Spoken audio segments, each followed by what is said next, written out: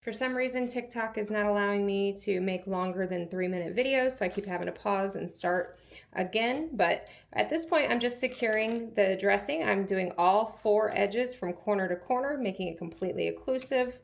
Okay, we don't want any drainage coming out. We don't want any potential bacteria entering into the wound. Okay, so clearly my tape measurements were off, so I would just take an additional tape. And I'm gonna make sure that this is fully secure, okay? Some things to keep in mind: if you have an elderly patient with thin, fragile skin, you might want to use paper tape like this. The problem is paper tape doesn't necessarily have as good of an adhesive. You're going to use whatever your facility has available. Again, the idea is to have that fully occlusive, corner to corner, full coverage, preventing anything from coming into the wound and anything, drainage or whatever, coming out of the wound. Okay, so once that's fully secured and taped down, we're then going to take our marker and label with our name and our credentials.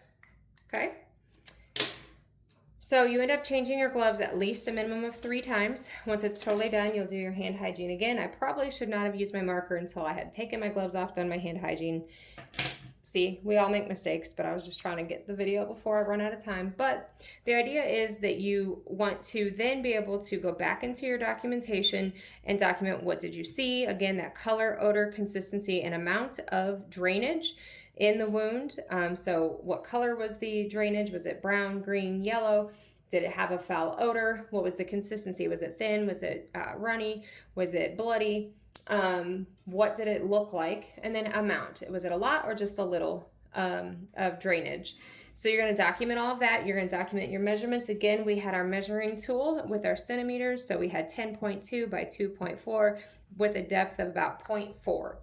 Okay, and again, when you measure the depth, you're going to go into the deepest part, bring your nail flush with the skin level so you can see where it is, and then bring that over to measure.